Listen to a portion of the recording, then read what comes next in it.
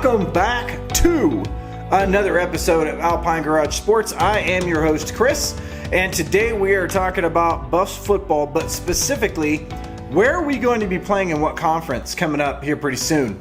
Now, I specifically held off on this video for a while. You guys have heard this, Pac-12 is crumbling, Big 12 is gobbling everybody up. There may be some more Pac-12 schools that are going to the Big 10. And, you know, there's a whole bunch of stuff going on right now.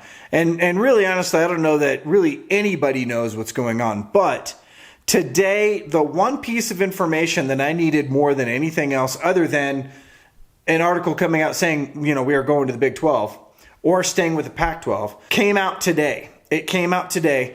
This is the piece that I've been waiting for. And I will let you know what that is here in just a little bit. But first, let's say this, that just to catch everybody up on this whole thing, if you haven't been watching any of these videos, we are currently part of the Pac-12 conference.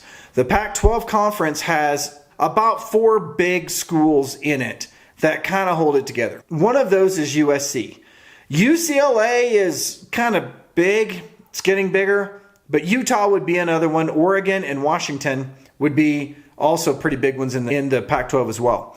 Now, I say that being that this is last year and years before when Colorado really wasn't any more than just a speed bump on the way through the Big 12. Now, UCLA and USC are leaving, going to the Pac-10, and they are taking what is considered to be probably the most valuable market or the most valuable teams in the Pac-12 to the Big 10.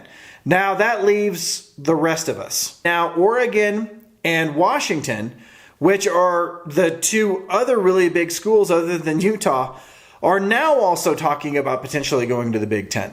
So you eliminate that entire West Coast for the most part. And what is the Pac-12 now? So that said, now the Big 12 is coming up. The Big 12 is losing Oklahoma and it's losing Texas, 2 of the biggest schools in the Big 12. Now, being an OU guy and being a Colorado Buff, I've been part of the Big 8/Big 12 my entire life. So I know a lot about this conference, and really, truly in my heart, the Big 12 is where Colorado belongs. It's more of a central location. It used to be called the Big Prairie back in the day. And the schools that we tie in here are more equivalent to us than the West Coast schools. And some will argue that because we're a very liberal school, which matches some of the West Coast schools. But in my heart, I feel like Colorado belongs more in the Big 12. So now you say that and you say, okay, well, they could go to the Big 12. The Big 12 came out and said that it's talking to Arizona, Arizona State, Colorado, and Utah. Now, they've already got BYU, so they've got basically a third of Utah. Utah State is a pretty good school, but really it's BYU and Utah. That would create some pretty good and establish some pretty good rivalries there, especially in basketball, let's say, because you've got Kansas in there. So from a recruiting angle, for basketball at least, this would be a great move to go to the Big 12. Now, all of this said, George Kliavkoff, who is the Pac-12 commissioner, our current commissioner, fumbled the ball several times where we could have gotten some sort of media deal to hold the rest of the conference together, but he bumbled it, and we can blame it on him because he's the commissioner, but I'm sure there was a lot that went into that. I'm not trying to roast George. The Big 12 jumped in and grabbed one of those media deals for about $32 million. That's 32 per school. Now, that's more than we're making now in the Pac-12. And it looks like it's going to be more than we'd make in the Pac-12 as soon as if we wait long enough to see what kind of media rights deal we get. So the Big 12 is already looking like, you know, hey, we're here to play, and I'm not messing around. Some people thought that the Big 12 should have gotten more money, but honestly, at this point, you got the SEC, who is nailed down. You got the Big 10, who is nailed down. There's a lot of money there. The Big 10 just signed the largest contract of all of the conferences. If Washington and Oregon leave and go to the Big 10, they will take a share cut compared to the rest of the Big 10 schools. But they'll be making about as much as we're going to be making if we go to the Big 12. So it doesn't mean anything to them at this point go. So let's just say that they go, and let's say that all 4 of us in the Four Corners area go to the Big 12. What's left in the Pac-12?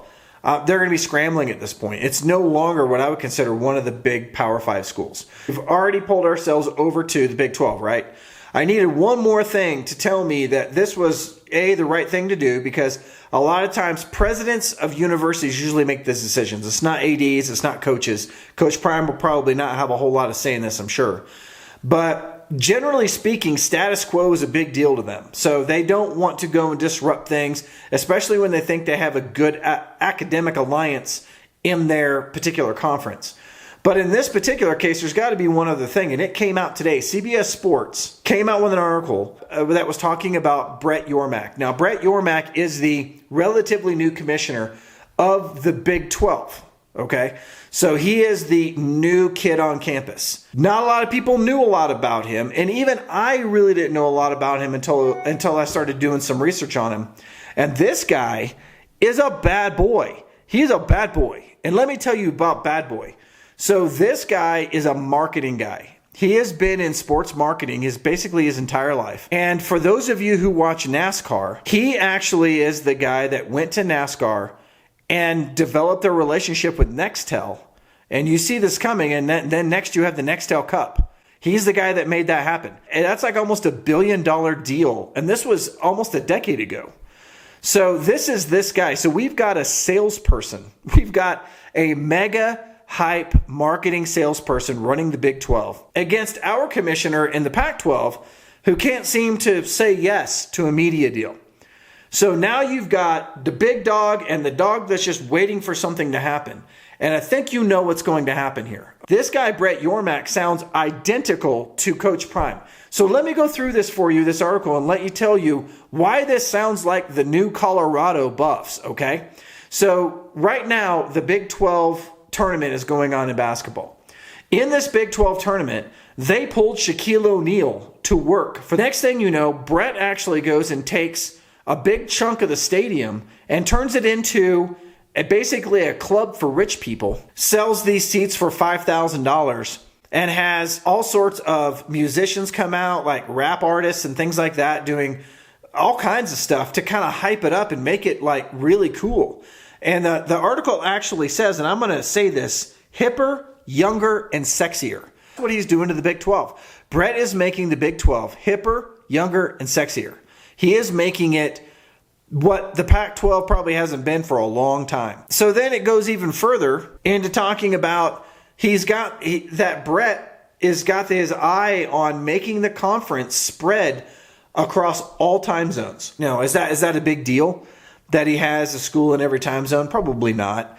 But it's yet another thing that you can check off and say, hey, this is something we did that nobody else can pull off. So they've already gone out. They've lost Texas and Oklahoma. Okay, we know that. And this was before Brett took over.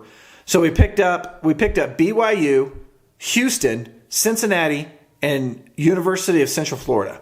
UCF is on the rise. They got a big stock. Cincinnati obviously is on the rise. I mean, you guys have seen what Cincinnati's done over the past few years. Houston's always been a solid school, and BYU is a school that just comes out of nowhere and makes himself relevant. You have a lot of meat coming into the Big 12, and then now you add Arizona, Arizona State, Colorado, and Utah, and you take a big chunk of very good schools into the Big 12.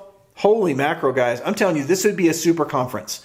This would be a super conference. And if you look at Brett Yormark and you look at the way that Coach Prime is actually kind of taking Colorado from dead to this mega star in 2 months, he's doing the same thing. It's marketing. It's marketing. It's getting the hype going. It's getting these colleges wanting to be involved. It's getting these rivalries set up. It's creating a sexy conference that right now really nothing is. I mean, the SEC is sexy because it has great schools.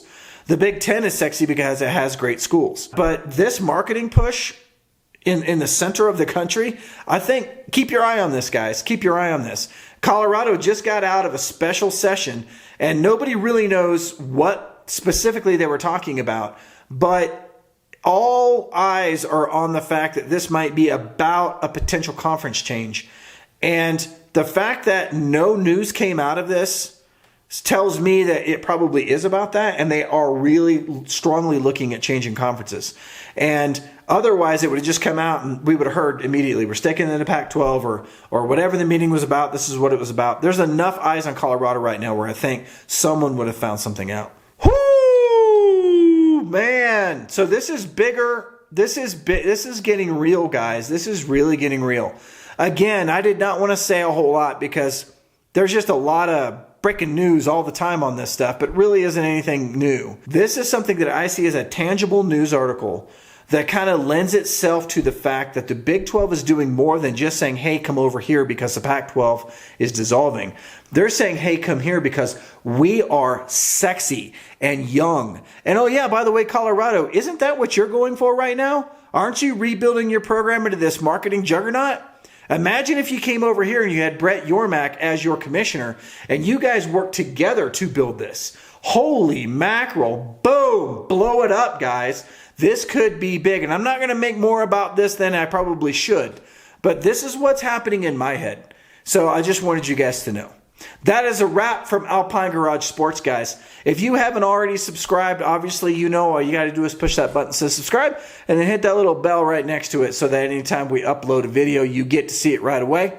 And share it with your friends, guys. We are old school Colorado Buffs fans that are big time into Prime and loving what he's doing to this. Our subscribers are the best in YouTube, and I appreciate them very much.